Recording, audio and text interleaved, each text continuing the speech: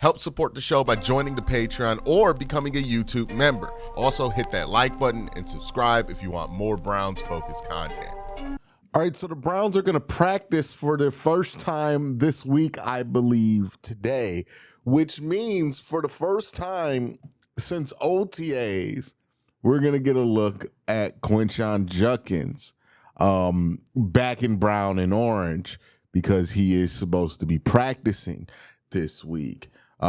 It's interesting. Everything seems to be pointing to the idea of Quinshon Junkins playing potentially against the Baltimore Ravens. Now, we still have multiple investigations pending on the Browns players, right? Isaiah Bond played week 1 despite, there was an investigation pending on him. The same is true of Devin Bush. And then obviously Quinshon Junkins, if he plays, he'd be the third player to play while under some kind of league investigation. We'll see if these investigations turn into suspensions. I'm not sure about Bond being suspended or Devin Bush. I do think there's a good chance that Judkins does get suspended, but we'll see, right? We'll see how the NFL operates on this thing. We'll see how the Cleveland Browns operate on this thing. But it does look like they're going to try to get Quinshon Junkins ready to go this week. Now, they have, I believe, a 2-week window to put him on the active roster with the exemption that they were granted. Given that Quinshon is not injured and he plays a position where it is normal for a player with a week of practice on a new team to be expected to contribute immediately, right? I mean, we saw Rocket Sanders score the first touchdown of the Cleveland Browns season this year, despite the fact that he wasn't a Cleveland Brown until after the final 53 cut. So the idea that Quinshon can just get a week of practice and play, it's not absurd at the running back position. We see this all the time. And keep in mind, again, he's not injured, right? He's not working and having to ramp up via injury like a guy like Mike Hall has had to do. And he knows the playbook. I assume that he got the playbook in OTAs, in minicamp. Maybe there's some kind of access that he gets while he was doing his whole contract thing, but I'd imagine that he knows what he's supposed to do, maybe even worked on it individually, and we'll get a chance to kind of work through the game plan this week to know exactly what's going to be asked of him. It'd be a lot for him, but it's not crazy to think that he could handle it. Now, will he get like 20, 30 carries? We'll see how the game goes, but he might play in this week's game. And I know some people are concerned that Quinshon might end up on the commissioner exempt list. Again, it's worth noting that the exempt list is not this thing the NFL does because they're seeking justice, right? It's something that the NFL usually does in response to a backlash, right? So if a player is accused of something heinous and then he's practicing and then people are upset about that, then after people get upset, you'll see the exempt list come out. That's usually how this goes down. I'm pretty sure there are other examples of how this has gone down in the past, but that's the one that is most prominent and that we're all thinking about with this situation. It doesn't seem like this situation is remotely high profile enough to where the NFL is going to care to put a spotlight on it by putting Quinshon Junkins on the exempt list. And if they were going to put him on the commissioner's exempt list, this would have happened early this week after he signed that contract last weekend, right? So he's going to practice. He's probably going to get an opportunity to play. I don't see a suspension coming out this week, especially when we haven't heard anything about Devin Bush, haven't heard anything about Isaiah Bond. And we know that these investigations take forever because remember the Deshaun Watson investigation last year where there was a new allegation that dropped that was like in this weird timeline where it could affect the contract technically if the NFL does decide to suspend on it, or was one of the allegations that weren't disclosed or potentially wasn't disclosed with the NFL that Watson had previously. What is the legal word for Watson? The Watson had previously been suspended for. That would be the best way to put it. So that whole thing, I remember we heard about it around week 2. And then we went like almost all the way until like December until we heard anything about that case. And then it was like very quietly, nah, it's over. Nothing. It's like, what? Y'all told us it was strange when that happened. So this could be like that, right? Where we could be waiting a very long time before we even hear anything, to the point of where we forget about it. And then he gets like a 1-game suspension or something like that. And we're like, oh yeah, I forgot about that. It's very possible. There's a lot of other things to talk about. But before I talk about those things, I want to thank my sponsor for today, Sleeper. Hey, have you ever heard of the Sleeper app? Well, here's a fun secret. It's not just for fantasy leagues. It's great for fantasy leagues. I personally have used it for years with my college friends to play fantasy football and to do pick'em leagues, all sorts of fun stuff like that. But the Sleeper app also gives you news. It gives you scores. You can also try to turn your football knowledge into real money. Just download the Sleeper app and pick more or less on your favorite players with more stats than any other daily fantasy app. Just choose 2 or more of your favorite players from pregame or live. Pick more or less from the predicted stats, and you could win up to 100 times your money if your picks win. Use promo code WORSTTAKE and you'll get up to $100 match on your first deposit. Again, promo code WORSTTAKE. You'll get up to $100 match on your first deposit.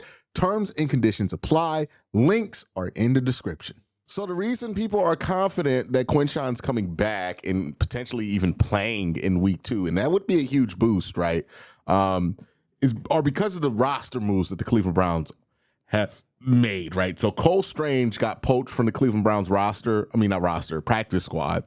The Miami Dolphins picked him up.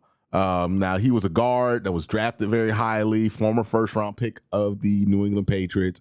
We know that Andrew Berry has a love for former first-round pick reclamation projects. There are so many former first-round pick reclamation projects that Andrew Berry has decided to take. Andrew Berry is just a man who likes a reclamation project, right? You know, he is that guy on YouTube that wants to restore a classic house from the 1920s. Like, that's just part of Andrew Berry's GM DNA. Sometimes it works out, other times it doesn't.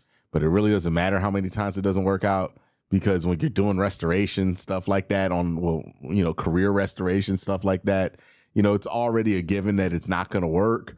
But if you hit on 1 or 2, then you look like a genius, right? Baltimore is the kings of this, right? They will take on reclamation and old player after old player. And, every once in a while they hit on a Derrick Henry.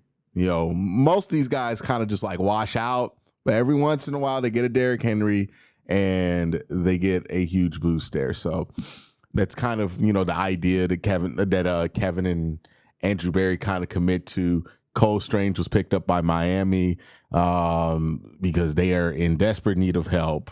So they got him. That means the Browns announced they've brought back Ralph Holley to the practice squad. And interestingly enough, released running back Travion Williams.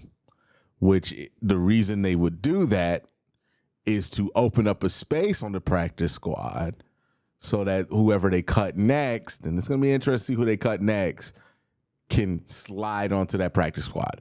If you want my guess, and here's the best guess for who's going to get cut next. First thing you look at, right, the people who are most likely to get cut once Quinshon makes the active roster, because that's a big part of this, are the players who are inactive on game day Sunday, right? So that is the main list of people that you look at.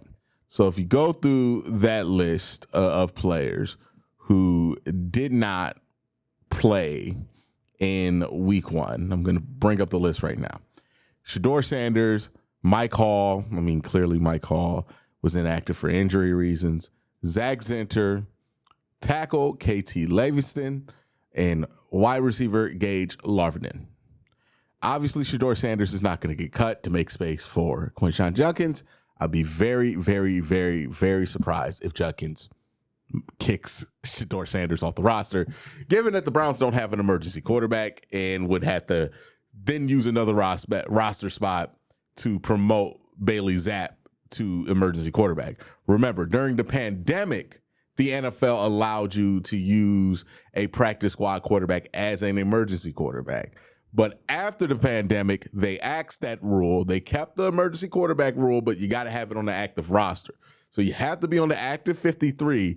You just don't have to be on the active 48 on game day to be the third emergency quarterback. So whoever's the emergency quarterback is going to have to be on the roster. The Browns like having an emergency quarterback. They've had it since the rule was established. So even if they cut Shedeur, it wouldn't save a roster spot because you would then have to roster Bailey Zapp to make him the emergency quarterback. So the idea that they're going to cut him, it's ludicrous. They're not doing that. There's no reason to do that, and it wouldn't even solve the problem. Mike Hall, I think his job's pretty safe. Zach Zinter, former third-round pick for the Cleveland Browns, he's pretty safe here. KT Levinston and Gage Larvin are the two on the block here, and it's probably going to be Gage that gets the boot. Gage is a fifth wide receiver on a team that uses two wide receivers for the most part, and he is a backup punt returner and kick returner, which is a position where you don't really need a backup. So Gage Larvin probably headed to the practice squad, and that's probably how that's all going to go down. Now, Mike Hall might play this week, right? He was on a ramp-up period, 2 limited practices, back-to-back, so you feel pretty good potentially about him being ready for this week's game, and that would be huge. Look, the Baltimore Ravens have a great offensive line. They're a great football team.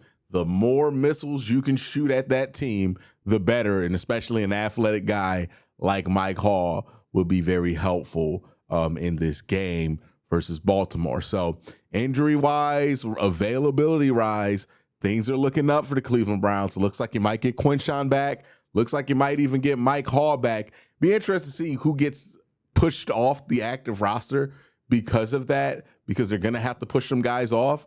But if you get those two guys back, you get your two Buckeyes back, I think that'd be important because, man, you can just tell by watching the tape about the run game. And I think I have a video dropping at noon about the run game and how the Browns can fix it over the next couple of days. Next couple of days before they play Baltimore. And a lot of it is they just need a Quinshon Junkins in there, right? Like they need a power back in there. Right now, they don't have that guy. Having Quinshon healthy and ready to go week 2 would be a huge boost to this team. So we'll see how things shake out. We're still unsure about how all of this is going to go down. But let me know what you think in the comment section down below. Have a great day. Have an even better night. Peace.